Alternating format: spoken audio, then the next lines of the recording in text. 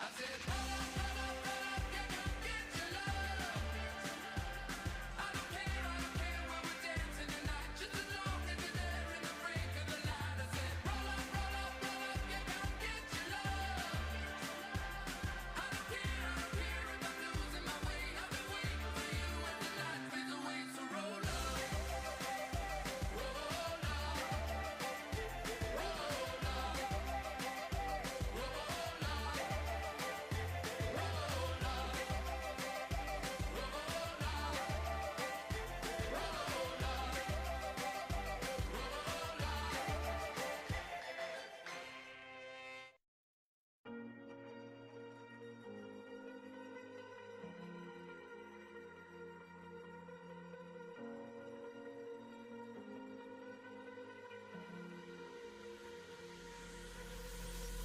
too fast to prepare for this. Tripping in the world could be dangerous. Everybody circling as vultures, negative, nepotist. Everybody waiting for the fall of man. Everybody praying for the end of times. Everybody hoping they could be the one. I was born to run, I was born for this. Whip, whip, run me like a racehorse, pull me like a ripcord, break me down and build me up. I wanna be the slip, slip, word upon your lip, lip, better that you rip, rip, break me down and build me up. Whatever it takes, 'cause I love the adrenaline in my veins. I do whatever it takes, 'cause I love how it feels when I break the chains. Whatever it takes,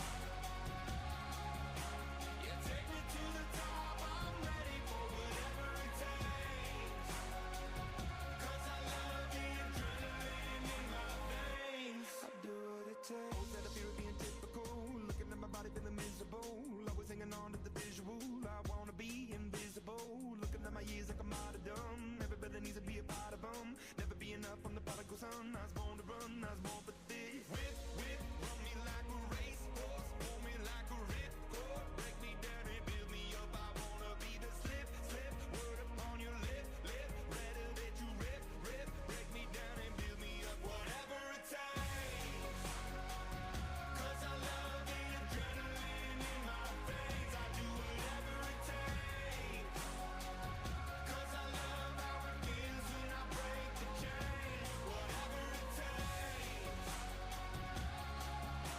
yeah, take me to the top. I'm ready for whatever it takes, 'cause I love the adrenaline in my veins. I do what it takes, but critical, egotistical. Don't wanna be the parenthetical, hypothetical, working under something that I'm proud of, out of the box in the park.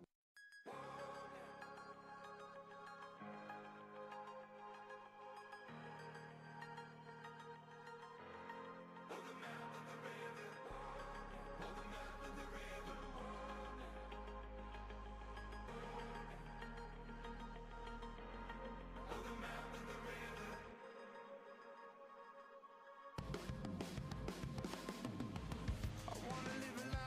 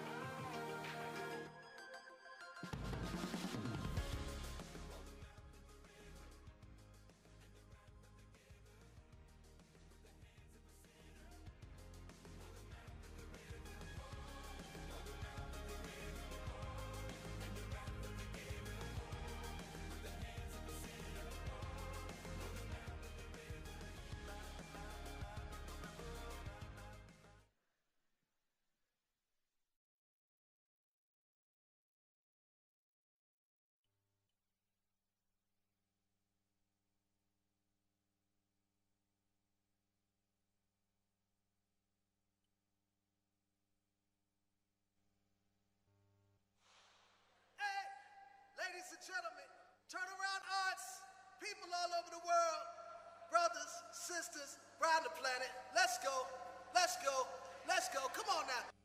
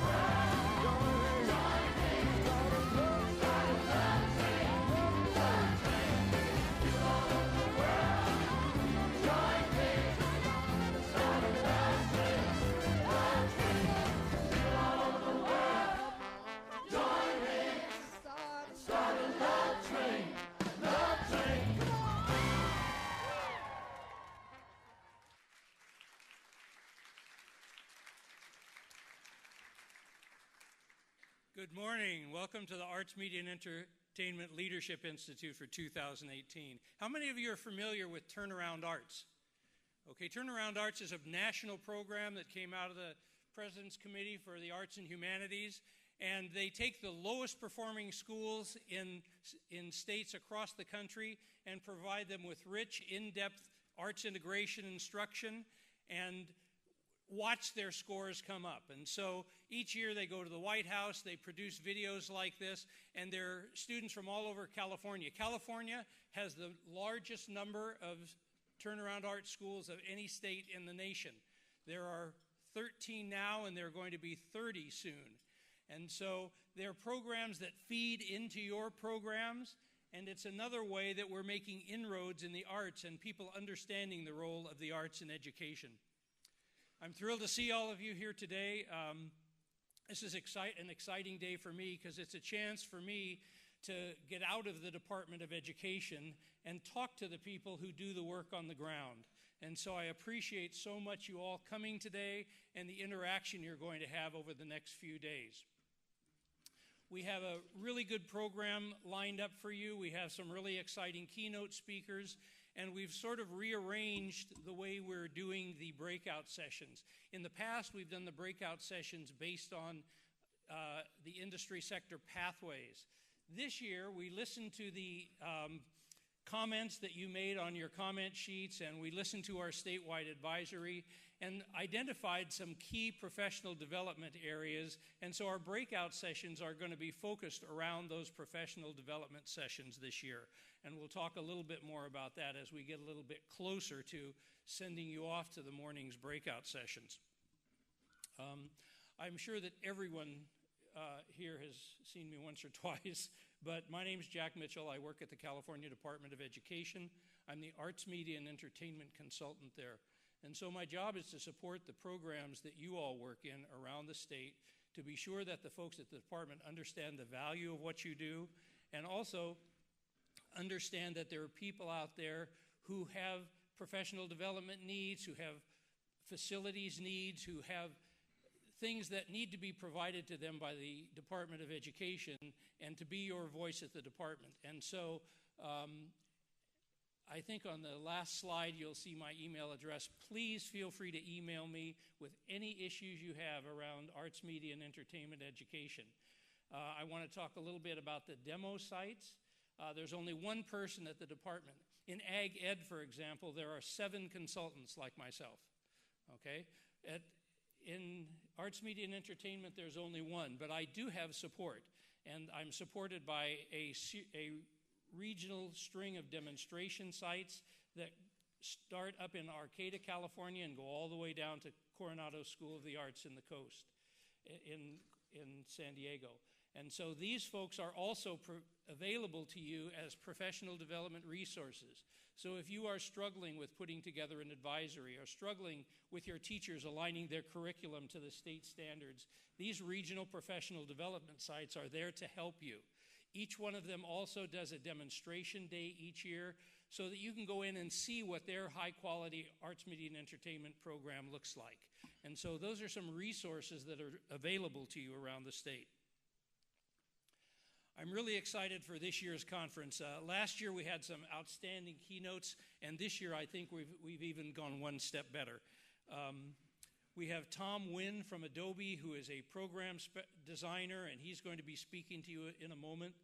We have Joyce Cox from ZU2, and she is a visual effects producer and has worked on a number of high-profile films, The Jungle Book.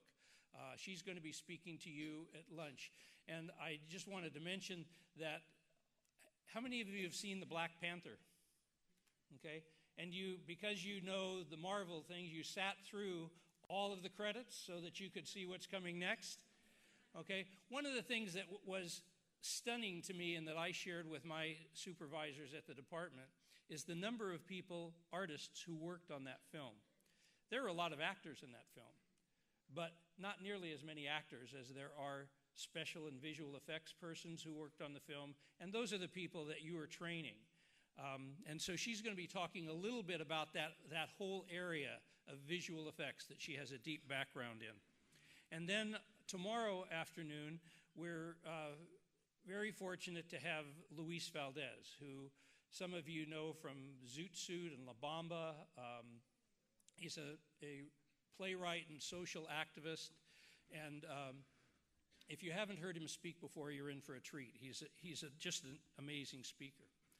I wanted to also, if you were here last year, you realize we're a little bit bigger than we were last year, and there are a number of reasons for that, but one of them is that we have a whole set of new sponsors.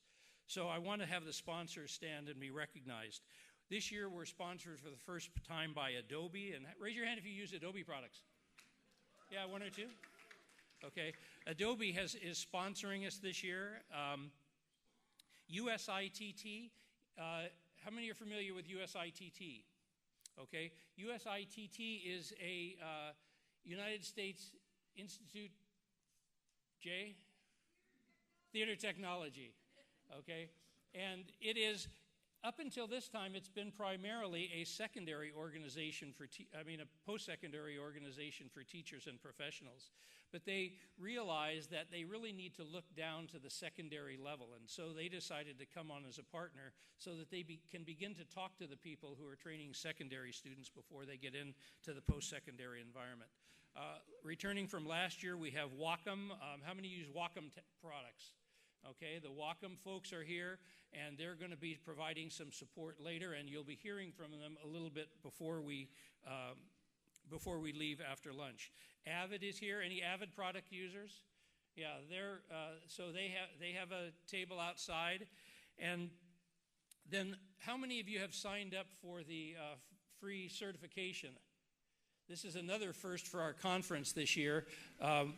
Through CPR2, Adobe, and Certiport, we're able to offer free Certiport certification to anyone at the conference.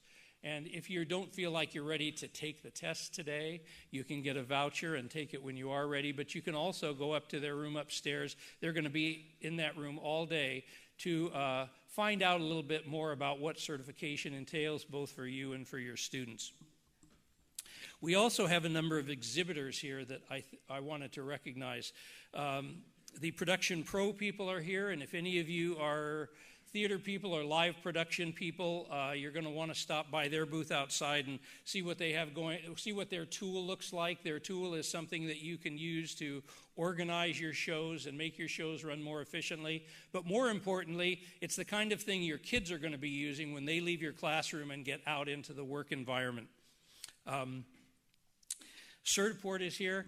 And I also wanted to mention TCAP. Right around the corner outside, you're going to see a TCAP table. How many are familiar with TCAP? TCAP is the California Arts Project. And they are the state professional development provider for visual and performing arts. And they have been actively engaged in career technical education arts for the 11 years that I've been at the Department of Ed. And so you're going to want to stop by their table and see the sort of materials that they have to offer. They also have a June conference that was the very first conference that I ever attended when I came to the Department of Ed. And it is at Disneyland, and all of the people who attended the conference got to go backstage and talk with people who were actually working at Disney. And so while it's not always identified as a CTE conference, it definitely is CTE in terms of foundation. The people that you're going to see there, the experiences you're going to have are going to be with industry professionals.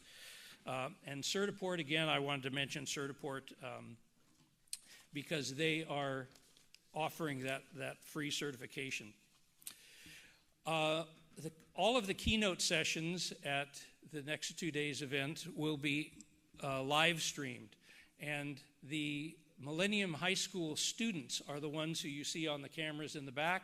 They're also staffing a truck outside that are doing the live streaming, so they're doing the switching on that live streaming.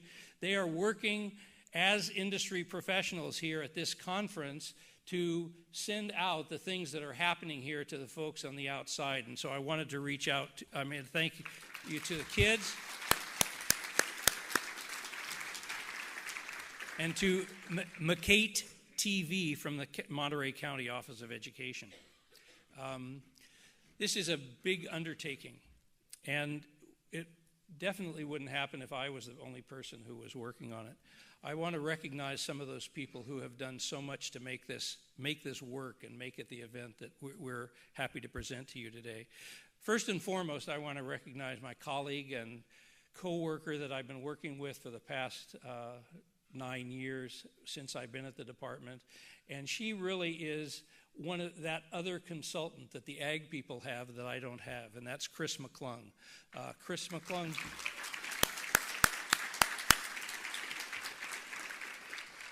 She is the conference coordinator and has taken care of everything from putting together the PowerPoint to being sure that the tables are set, and so she has done a great job. Tiffany Bouchard has been working with us, and you're going to hear from her in a little bit about the Sketch.com. That's a big improvement from last year where we were kind of struggling to figure out where we were going. Well, now all of you should know where you're going, and all of us should know where you're going. And so it's a really powerful tool, I think, and Tiffany was the one responsible for putting that together. Ann Bound Crawford, who used to be one of our demo site directors and is now the executive director of the California Arts Commission, is here, and she did a lot of the graphic design work for us. Jay Sheehan and Q1 are the folks who are putting together all of the technical resources here in the grand ballroom and also out in the breakout rooms. We also had help with people pulling together the different industry panels and folks, so I want to recognize Allison Frenzel, Jeff Larson, Jamie Knight, and all of the people on the demonstration site teams, because we wouldn't have been able to get it together without them. And so I think we're ready to actually get the program started. So I would like to introduce Rosie Capron, who is from Adobe, and she's going to talk a little bit about Adobe's involvement and also introduce this morning's keynote. Rosie?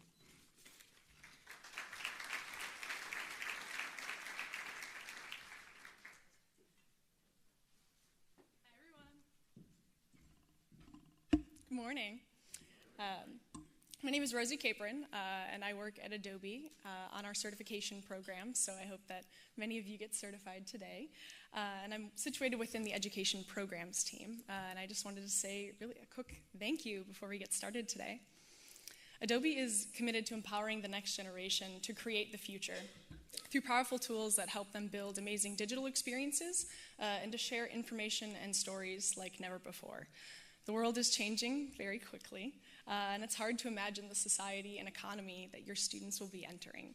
So you are doing the hard work of preparing students for a world we can't quite see yet, and one which we know that they're going to need to keep learning and keep adapting and keep creating. On behalf of Adobe, I want to say thank you to all of the educators here today for giving your students not just the technical tools, including our technical tools, but also the critical soft skills and attitudes and values that they're going to need in order to succeed. It's a privilege to be here with you. And of course, I want to say thank you to Jack and to everyone who's been helping to organize this conference for inviting Adobe to meet and learn from all of you and to engage in really critical conversations about the future of education in California. You set an example for how other states can bring together education and industry, particularly for the creative disciplines, and Adobe is very, very proud to be a part of it. So without further ado, I'm actually going to introduce Jeff Larson, digital media teacher and Adobe education leader, who will then introduce our keynote.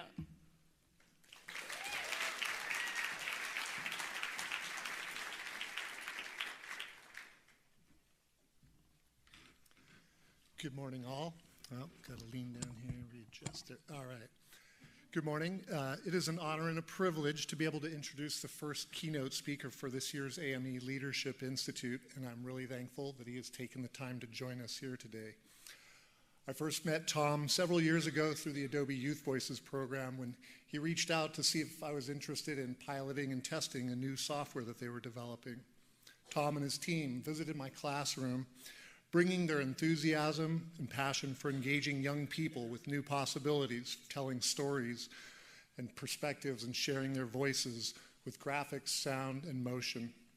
Little did I know at the time that we were getting the first glimpse of Ginger, the working title for what would later become Adobe Voice. And in the few short hours that my students had trying his tools, you could see their faces light up with excitement, curiosity, and possibility.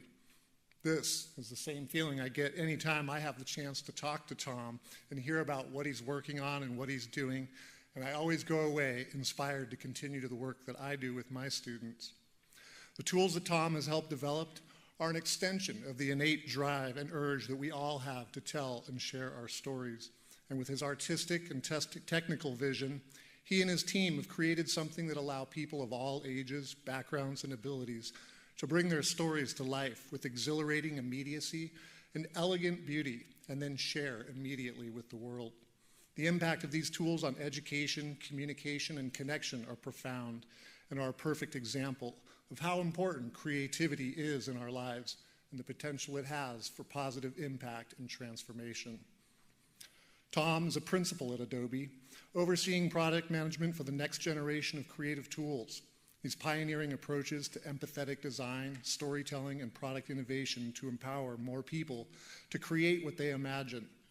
He co-founded Adobe Spark, an award-winning family of visual storytelling tools used by millions, and designed and helped launch Adobe Voice, a creative app that Apple named one of the best apps of the year. Previously, Tom saw the growth of video and gaming products at Adobe used by over 1.3 billion people. At Reuters, he launched the first user-generated news service at a global news agency, and he was selected as a Primetime Emmy Award finalist for his work with interactive media.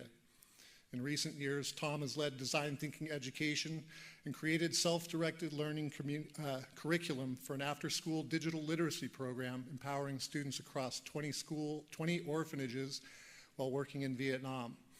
He also serves on the board of Inforum at the Commonwealth Club, the largest and longest-running public forum in the United States. Tom holds a BS from Stanford Engineering, an MA from the Stanford Graduate School of Education, and an MBA from the Stanford Graduate School of Business. If you would all please join me in giving a warm AME welcome for Tom Ngyuen.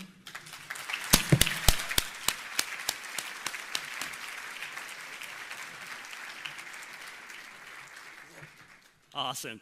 Thanks so much, Jeff. And I don't know who he was talking about.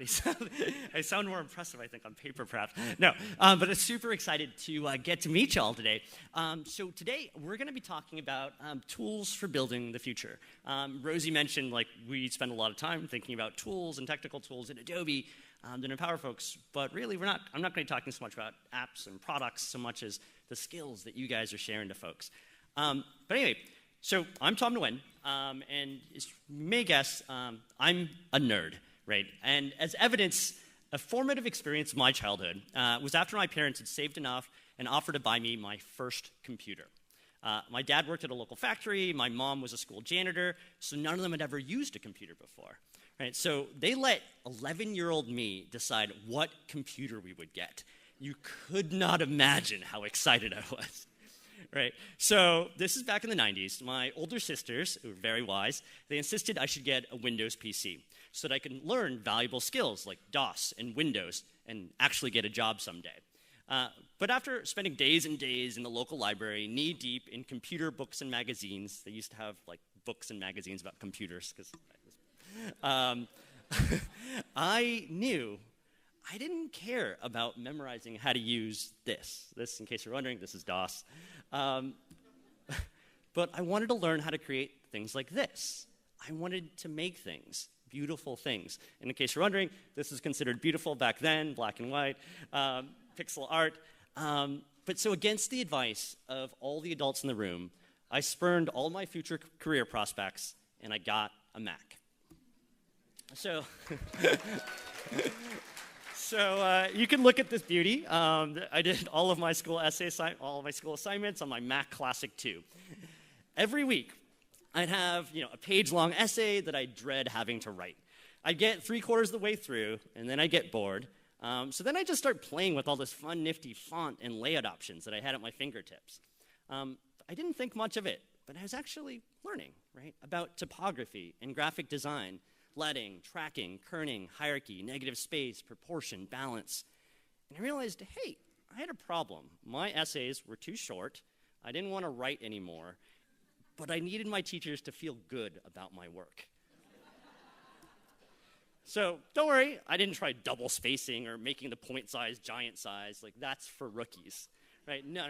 After playing with all these different tools, I learned I could make this an art, right? Like, I could bump up the line spacing from 100% to 130%, perfectly proportioned. Bring in the right margin by 0.5 inches to create more negative space, decrease the words per line to improve readability, add some sans serif, heavier weight headings with the appropriate leading to improve some visual hierarchy and create some more white space, less writing, and then switch from the banal, common Times New Roman to a more classic serif Garamond to express the timeless authority that I wanted to convey.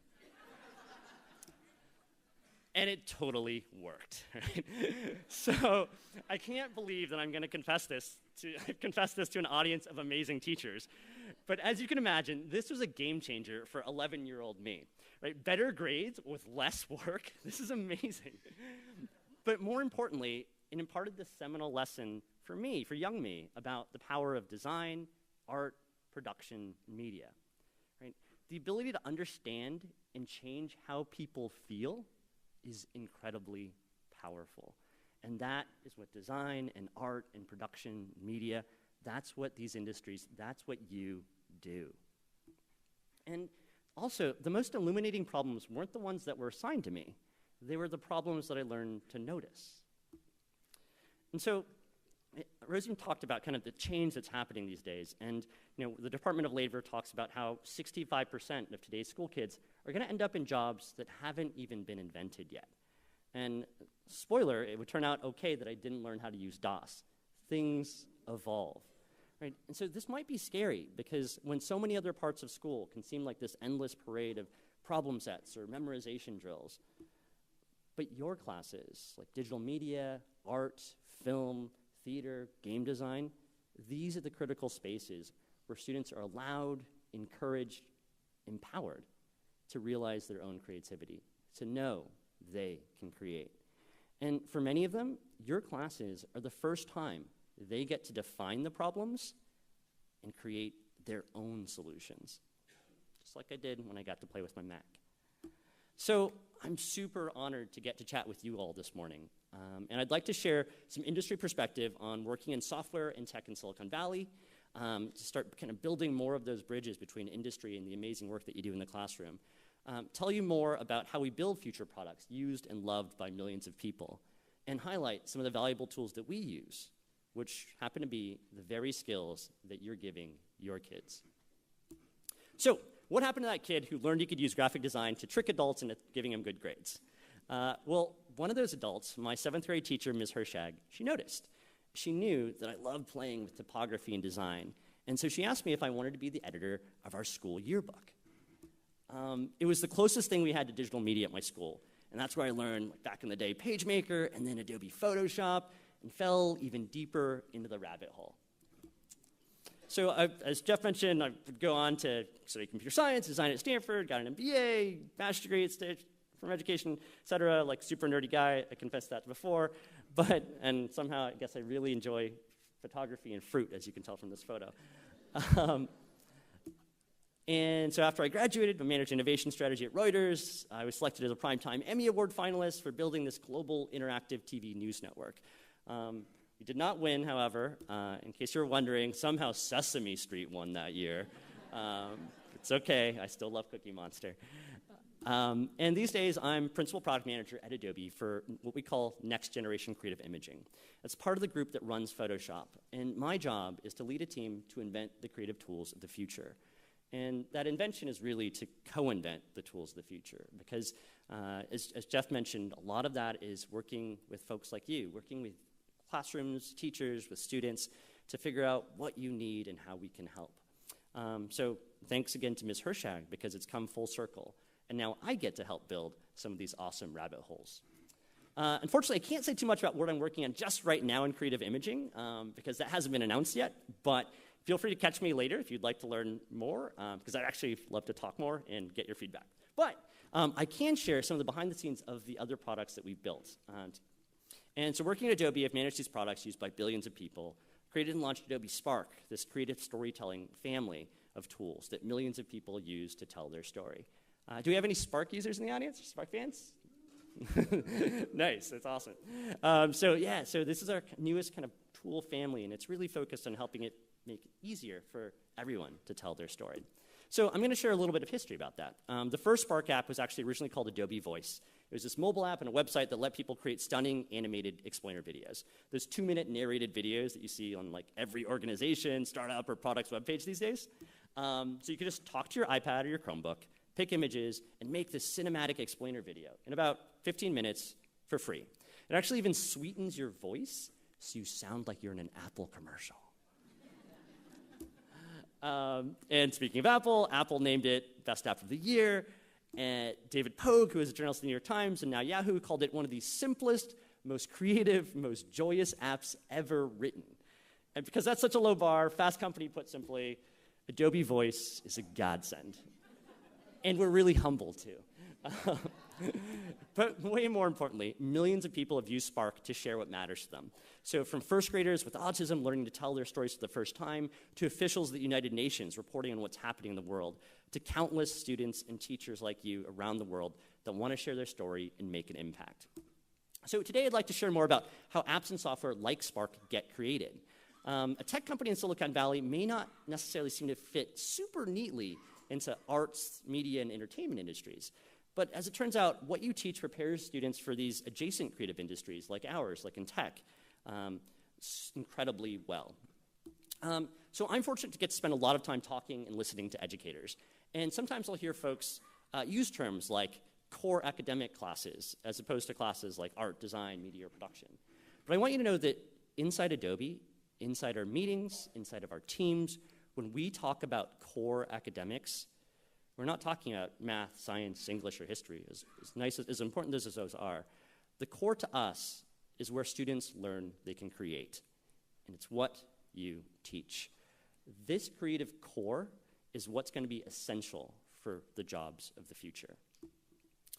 So we care a lot about creating things, and I want to tell you a little about my job just as a product manager who creates new products. So what does a product manager in tech do, right? So it's one of those jobs that really only started being significant, really existing less than 20 years ago as software and technology became enmeshed in our lives. Some people, so this is kind of your behind-the-scenes tour of like what is product management, like how do people build software? And so some people describe it as like, oh, you're like the CEO of a product. You figure out who it's for, what problems it solves, what it should do. You're the hub that connects all the spokes of the wheel, customers, engineering, design, marketing, the business. You define the vision, which sounds super cool. But in practice, lest you think it's too glamorous, you're actually everyone's intern. You've got to find and fill in any gaps to make sure your product's successful, even if that means doing what nobody else wants to do. And so over the course of a single day, you could be writing marketing language, deciding what some buttons look like and what they should do, interviewing customers, then doing tech support on social media to try and understand people's problems better. And then in the afternoon, you're persuading your company to invest millions of dollars to bring an idea that you have to life. And that's just another day. But taking a step back, product management is really the job of figuring out what to build next. And there's three parts to that. Desirability, so do customers need it? Do they want it? Is it feasible? So working with your engineers and designers, can we actually build this thing? And then viability, is it profitable? Can we actually build a sustainable model so we can keep on making awesome stuff for people? And then you have to take all that and actually persuade people to help you build it. So these are three of the tools that I've learned are so valuable to what we do in product management, in general, the tech industry. Finding the story, breaking things apart, and setting the stage to be fearless. And I'd like to share them because you, as AME teachers, are probably some of the best people poised to teach them, and to encourage you to think about the ways that you're preparing kids for some of the fastest growing careers of the future. So, first question we always have to contend with is, how do you figure out what your customers need? How do you build empathy? Fortunately, our society, in fact, every human society, throughout history has perfected an incredibly powerful tool to help people build empathy and communicate it to others. And it's a tool that many of you are masters of. Stories. Like the ones we told when sitting around the campfire in your drama class, in film production, or your game design class. To understand people, you need to find their story. Science has actually proven that absorbing stories, listening to somebody tell a story, it can actually uniquely help you build empathy for other people, adopt new perspectives, and it actually literally changes your brain. And what's been interesting is that a lot of these compelling stories, they often follow a very similar arc. In books and plays, film, games, and beyond, whether it's Star Wars or Harry Potter or Moana, they follow the same structure that many of you know and teach so well, the hero's journey. And whether it's Rey or Simba or Harry, all these powerful arcs have the same elements, right? There's a specific context, So with some trigger to answer some calling, right? So what's Harry Potter without his wizarding world, that special context, and his call to adventure as he goes to Hogwarts? Then there's stakes. There's something they want, a tangible result, to protect his friends from harm. And then there's this emotional feeling, to feel loved. He wants to feel like he belongs. What are the things that motivates our hero? And then thirdly, they've got problems, right? Time is running out. They don't have enough resources or the right skills. Thing is, this is the hero's story arc. That's also the customer's story arc, right? So it turns out this is exactly how we figure out what customers need and how we plan product requirements to help them. Our job is to give the user what she needs to overcome her obstacles and complete her hero's journey. And so when we design new products, you actually don't see like lists of features or like in a spreadsheet. What you see is lists of user stories like these, which give us a much better sense of who we're helping and the problems we're solving, right? So you'll see this over and over again, but like as a user, something I want to blank so that they can achieve these stakes. And the reason why we use user stories to talk about products and design and build them instead of specs and schematics and lists of features is because everyone is wired to understand stories. Whether you're a product manager, an engineer, a designer, a marketer, or any other stakeholder that you need to work with to build something as rich and complex as some of these apps. Stories are the most effective way of sharing what matters. And it's funny for me to like say this to this audience because you all know that. But it's remarkable what a novel idea this often is inside of like a company driven by engineers. And it's remarkable what a powerful and empowering idea it is. And so it's just a reminder of the incredibly important work that you do. So here's actually one of the user stories.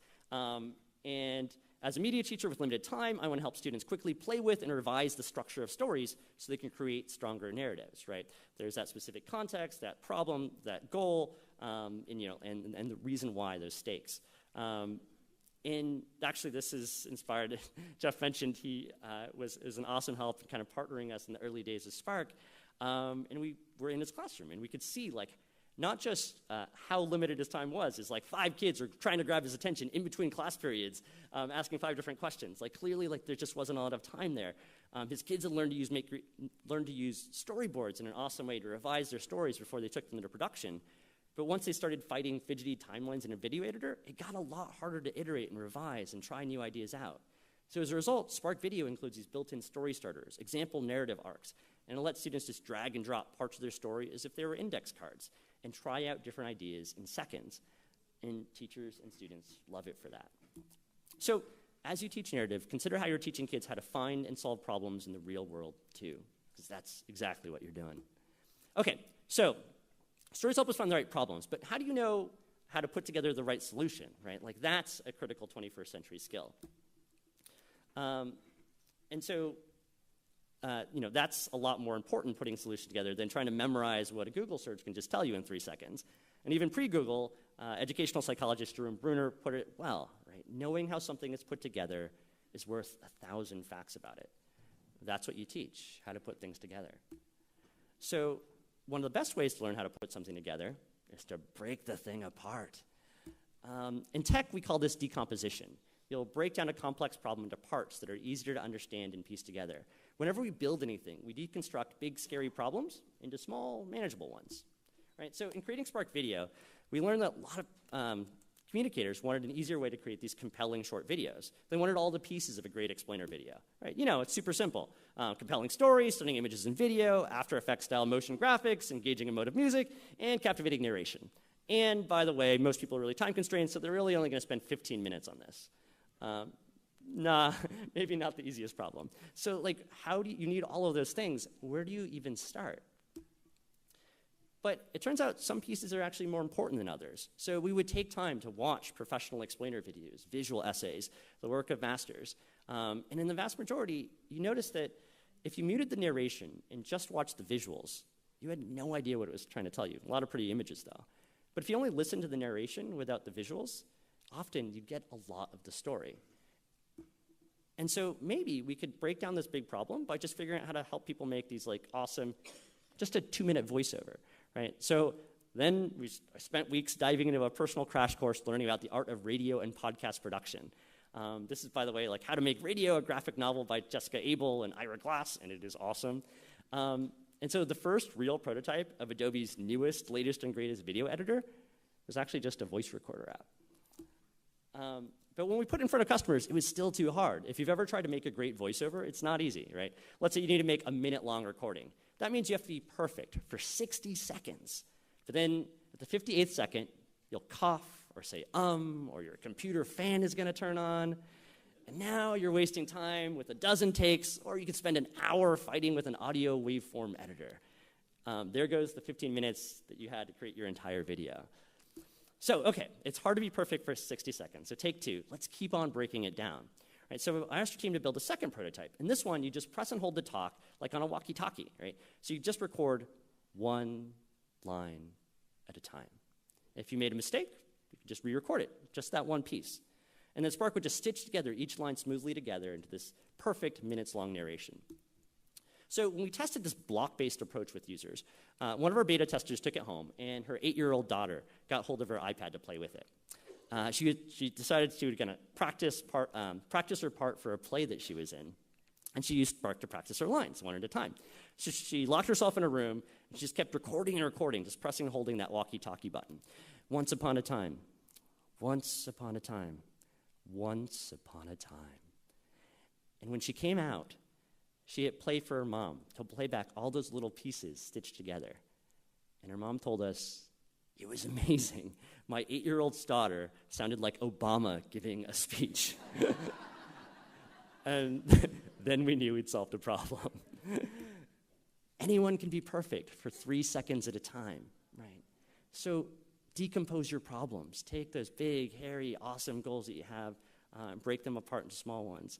And teaching students to create the way that you do in rich project-based learning, you're doing that. You're teaching them to break apart these complex problems into more easily addressable parts. And that is a skill that's going to serve them incredibly well, regardless of what industry they take on. So last thing is, I want to talk a little bit about fear, right? So everyone is creative. I firmly believe that. But all the time, I'll run into people, customers, users, friends who will tell me that, oh no, like I'm not creative, like I can't draw, I can't tell a story. And they look at a blank canvas and it's scary. And I've seen how that affects a lot of people, especially if they haven't been exposed to the creative project-based learning of the kind found in like arts, media, and entertainment in your pathways, right? Unfortunately though, as much as I try, just telling people don't be afraid to fail rarely works, right? But what we found is we can change, what we can't change, it's really hard to change people directly, but you can change contexts. We can add artificial constraints so there's no cost to failure. And we can set the stage for people to learn to be fearless on their own. One way we do that is with what we call low-fidelity rapid prototyping, right? This is what you do in an art class. You might make a quick and dirty sketch constrained to just pencil and paper before your acrylic painting. It costs less to make a mistake with a pencil, so you can try a dozen different concepts in minutes without being afraid of wasting valuable time or materials. In film, you'd start with a storyboard before shooting. You make a mistake or failing, that means drawing a new picture in a box, not reshooting for 3 more hours. We fake it before we make it. In business, we'll use a tool called the business model canvas or a lean canvas. And basically, it makes you sketch an entire business model on a single page. There's like, hey, who are your customer segments? Who are the early adopters? What's the problem you're solving? What's the solution? What's your like unique value proposition?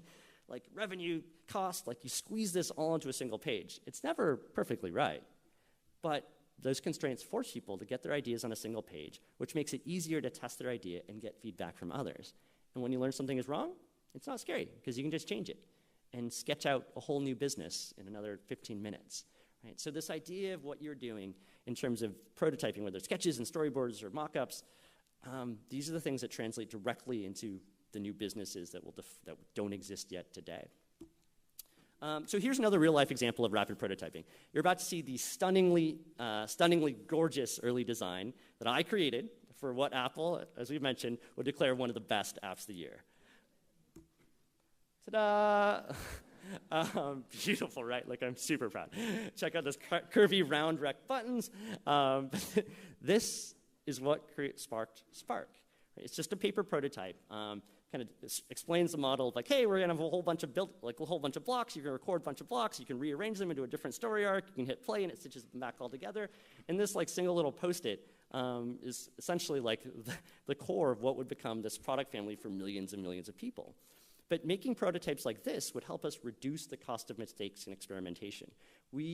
That's what makes us unafraid to try out new ideas. Not just because somebody told us don't be afraid, but we've set the stage to make it easy for ourselves. And that's how we design products that people love. So another way to frame this idea is, how do you make it faster, easier, and cheaper to iterate, right? Your 20th draft is always going to be better than your first. So how do you make it faster, even if you're lazy, to get to that 20th draft? It's the idea of practice and revision that you teach, and it is so important to what we do. So this is something you'll hear a lot of if you spend a day hanging out with our team. Defer judgment.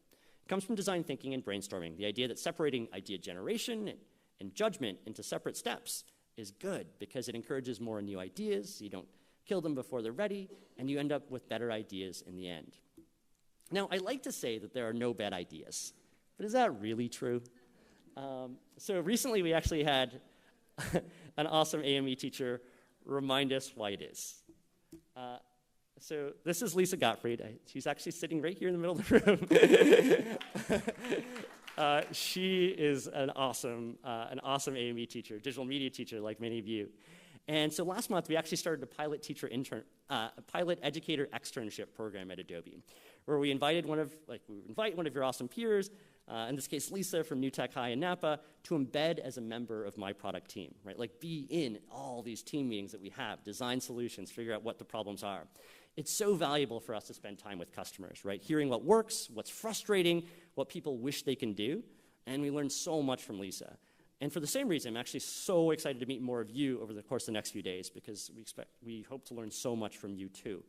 So that's a good idea, getting outside the building, bringing people inside, engaging with your customers. But coming back to the topic of bad ideas, one of the engineers on my team, David, is kind of obsessed with this idea of knolling. I don't know if you guys have ever seen this, but knolling is basically just neatly arranging related objects in perfect 90-degree angles as a way to visualize them. So this is like breaking apart a camera. Here's somebody getting ready for a vacation trip, doing their knolling. Here's the organic version of it. Now, as a joke, I think, every time we're designing a new product feature and we're brainstorming ideas, David's like, knolling, that's the solution. And I suspect David is just trolling me to test this idea of deferring judgment, because it doesn't matter what problem we're trying to solve. Like, how can we improve search? Knolling. How can machine learning help designers? Knolling. How can beginners learn to draw? Knolling. David, like, sometimes it might make sense, but it's usually out of pure chance. But most of the time, it's probably actually a terrible, really bad idea. So Lisa was exposed to this during her externship, and David and I apologized. The following week, though, her school began this week-long pilot to blow up all their classes and do cross-curricular project-based learning, inquiry-based learning. They'd be creating installation art across the entire school campus based on principles they were learning in classes like digital media, art, history, math. Most of the kids dove right into the project, but a couple just weren't engaging. And when Lisa asked them what they were interested in, they said they'd like to do more hands-on building, like dirt bikes and engines and things. And so they kept on talking, and they started talking about breaking apart things. And then, knolling. The kids realized that gamer culture is this important part of the school, but none of the culture was evident on campus. And one of them had an old Xbox. So they're like, hey, let's break that apart. So they got into breaking apart to knoll it, to create these like exhibition quality prints.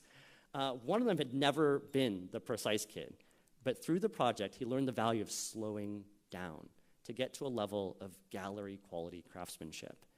And he ended up staying late at the very end of the week on Friday to finish, because he'd actually been spending all of his time teaching other kids at the school what he'd learned about the intricacies of large format printing. This is what he created, and his classmates fell in love with it. And when he tried to move it from his classroom to hang it up outside, the other kids begged him, no, it looks great here, you can't move it. And at the end of the project, Lisa asked him, you really surprised yourself, didn't you? And he replied that he had. You took me seriously. I took myself seriously. And I made something beautiful that I think will be valuable to this school. And this is why we're not afraid of bad ideas. Not even knowing is the answer to everything. Teaching people to see everything as a potential springboard is another way to help them build creative confidence and fear less. So we live in this world that's rapidly evolving. It's an era shaped by technology, increasing automation. The work of the past sometimes can be done with just a click. Many jobs will disappear, and whole new ones are being created every single day. In CTE, that's a particularly pressing challenge. You're preparing kids for a moving target. But this morning we've chatted a bit about my job, one of those that didn't even exist when I was a kid. And it's clear that as AME teachers, you're already teaching kids the creative problem-solving skills that they'll need for the future. You're giving them exactly the tools that they'll need. The things that we do to create the products of the future, finding the story, breaking things apart, setting the stage so people can be fearless, these are the things that you're teaching and helping your students practice every single day. And in doing that, you're not just preparing students for the future, you're empowering them to create it. And I can't wait to see what they create. I'm Tom Nguyen. Please reach out if you have any questions, if you'd like to team up, or if I can help you or your students. And thank you so much for all that you do.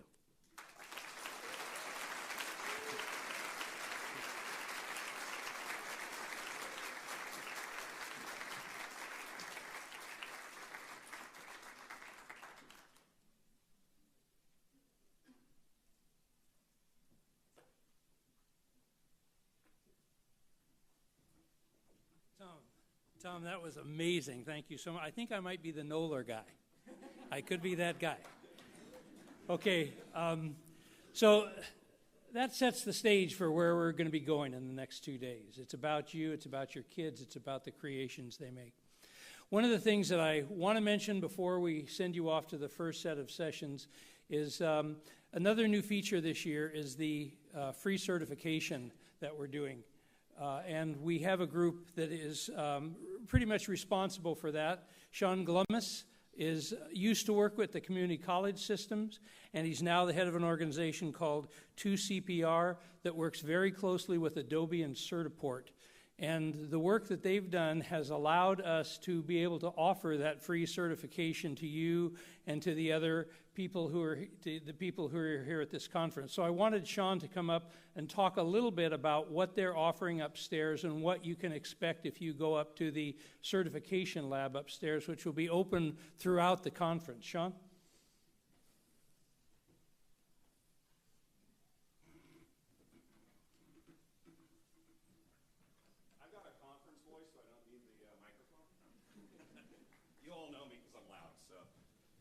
Thank you again, Jack. And I'll keep this real short and sweet. We really want you to come upstairs and get certified. So I know a big part of what we're talking about here at this conference is third-party certifications. And working with Certiport and Adobe, we are able to bring you free certifications. So up on the screen there is the schedule. If it is full, we still invite you to come up and see if we can fit you in and get in there. If you don't, there's this little thing at the Certiport table or come upstairs. This is a voucher to do it on the outside, so if you can't get it done today, you can do it later. And also, too, there is a practice test on this. One other thing that I wanted to throw out there, especially with certification at 10:45, sorry, I'm going to do my own self-promotion up here. Come over to our session. In the back of the room, standing up in the corner there is Angela Allison. She is my business partner. Many of you know us from our time running around the state working with the CPAs and the community colleges. So come talk to us about this. We have implemented this in the Orange County area. We just tested our 840th student in 3 different school districts in that area in the last 6 months. So we are in the trenches. We know all the issues and the problems and the good things and everything else that goes along with it. But I really, really want to see you all get certified because it is the first step towards you certifying your students in the classroom. And there is a process for that. One other thing I want to throw out there, and the reason I brought up Angela, is come talk to either her or myself. We have a program for early college credit up in the Central Valley with Kalinga College. It is 100% online. It is 100% free. But the most important part about it for this conference is we do certify all those students who come for free as well. So we signed a multi-year agreement with Certiport, and we can voucher out. So if you have questions about that, come to our session, or hunt us down, or we'll hunt you down too. You know me. A lot of you know me. I'll find you. So I want to turn it over to Mark Harris from Certiport. He'll explain a little bit more about what's going on upstairs. Thank you again for coming, and thank you again for looking at certifications, because it is a big part of what we do in the classroom. Great. Thank you, Sean. So my name is Mark Harris from Certiport. I'm a product manager there in charge of these exams that you'll be able to take upstairs. So the ones that we currently have are on CC15. They're simulation-based and selected response-based. We actually have new exams coming out this fall, which we call Live in the Application. What that means for you is you get to, on your Mac or your Windows machine, use the application to answer the questions. So keyboard shortcuts, any way you want to answer the question correctly is available to you. So those exams we're very excited about. It's a lot of hard work to get there, but they'll start flowing out this fall. And so we're excited to have those. Also, come up and get certified. If you're not able to get certified during this time, talk to myself or to one of our territory managers out at the table. We'll be able to get you a way to get certified afterwards. We also have some buttons when you passed, so make sure and show that off. And then again, just on this card, if you get that, that's learning resources as well as practice test resources. So we're very excited. Please come get certified. Please get your kids certified. It makes a difference for them in their future career and enabling them to do better in school, in college, and in their career. So happy to chat with any of you. Thank you for your time this morning. Thank you, Jack.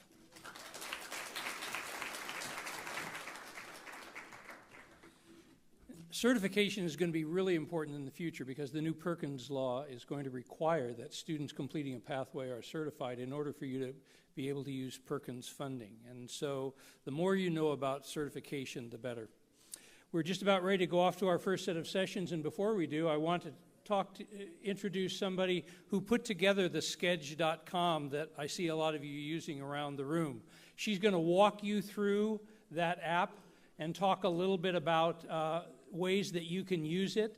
And also wanted to remind you that unlike last year where we were only in this wing right here, this year we are also upstairs and around the corner. So if you're in one of those rooms, there's a map on the app that I'm sure Tiffany's going to talk about, but we are also upstairs and around the corner. We have the whole hotel this year. So your workshop sessions will be spread out across the hotel. So without further ado, Tiffany Bouchard.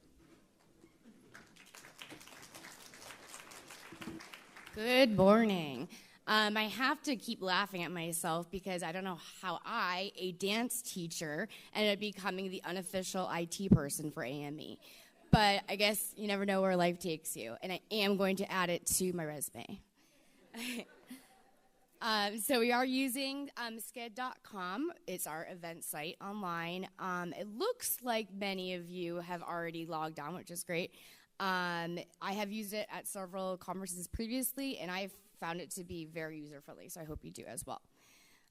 So if you haven't been on it, you're able to create a schedule, and you're also able to network with everyone who's logged in at the conference. Okay, so again, this is the wireless code. This from your laptop or your phone or your tablet, etc. If you select the DoubleTree meeting and then you put in that code, it's all caps, then you should be able to get online. Okay, so this is the email invite that most of you should have received. It was sent to you automatically from sked.com when you registered. If you haven't seen it, just search your inbox. Also search your junk email because those emails end up in my junk email, so I always have to double check that. And this is the link to the Sked event site. So 2018 AME Leadership Institute.sked.com. So you can type that in right now on your laptop or your phone or your tablet. And if you don't want to search for your email, you can go to the log in with the email, and you want to use the one that you registered for the conference with, and then you have the option to reset your password. So that's another way to get into Sked if you haven't already done so. Okay, so this is what the home page looks like. So you'll see that it shows the days, the times, the session titles, and locations. And under schedule, you have different view options. I prefer simple. I think it's the easiest way to look at it. Everything is color-coded. All general sessions are gray. Certiport is blue. There are 6 different breakout sessions, and they're all grouped together by color.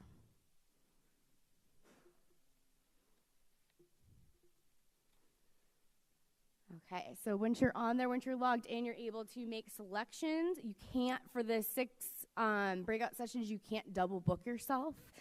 There's lots of options for each color group. You can change your mind. That is fine. But you have to unclick what you selected first, and then you can switch it to your new choice. Certiport sessions are not all aligned with the other sessions. Just everyone, I want you to be aware. So they may overlap. So that's why we put Certiport in its own color group. Okay, and if you click on or tap the session title, or if you hover your mouse, if you have a mouse, over the title, you can see the speakers, their bios. You can scroll down to the bottom. You can see all other attendees in that session. And the presenters, the speakers, all have the ability to upload any of the files, any presentations that they're using in their session. Okay, so if you click on My Profile, which is basically if you have a picture, or if you don't have a picture yet, it's going to show your 2 initials. You click on that, and then you have the option of seeing your schedule. So everything that you selected when you're on the home page will show up there nice and neat for exactly where you want to go. You do have the option to email it to yourself. Also, under your profile, you can edit your settings. You automatically were given a profile when you registered, so you can personalize it however you like, add a picture, add all your where you work, position, etc. And then resource page. So this is where we'll be keeping all important information that have to do with the conference. We have a map right there, wireless code, and then we'll be adding things as they become available or important. And then feedback. So we're asking that that you give feedback after each session. It's really easy. You click on the title of the session or tap the title of the session. You can choose 3 different faces. Hope you go for the smiley on all of them. You also have the option of adding a comment at the end. You'll probably receive emails, I think, every night, too, just to remind you to do that. We'd really appreciate it so we can continue to improve the quality of this institute. Okay. So this is the initiation. So if you haven't noticed yet, in here is the hard copy of the schedule. So if you prefer that, then you can just ignore everything that I just said for the last 5 minutes. But sched.com is going to be the most up-to-date because I can change it as changes are made, especially with locations. I've already seen a change of location in one of the sessions, so I do recommend you checking that out. And if you have any questions whatsoever, you'll probably be able to find me at the registration table, or I'll be walking around. So thank you very much.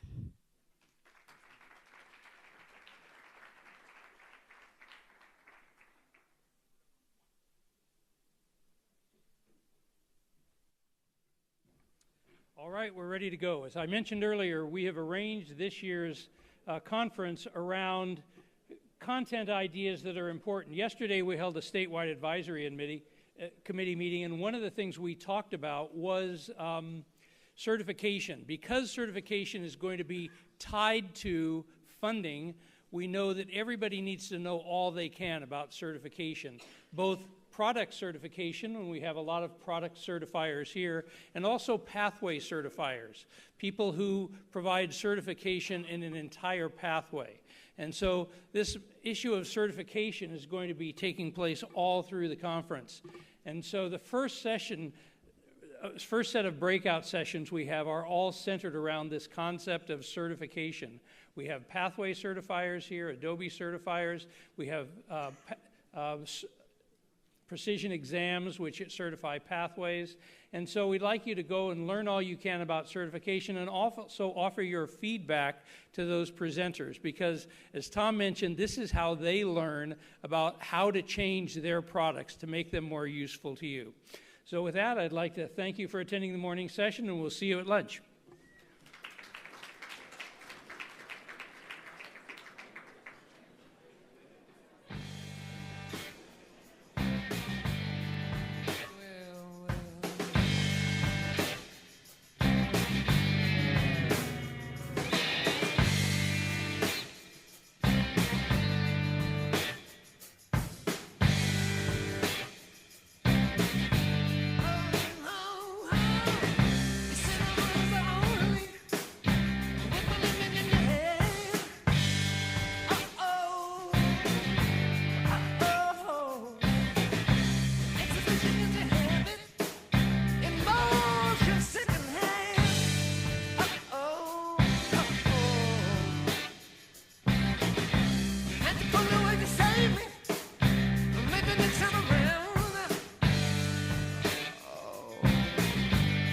She's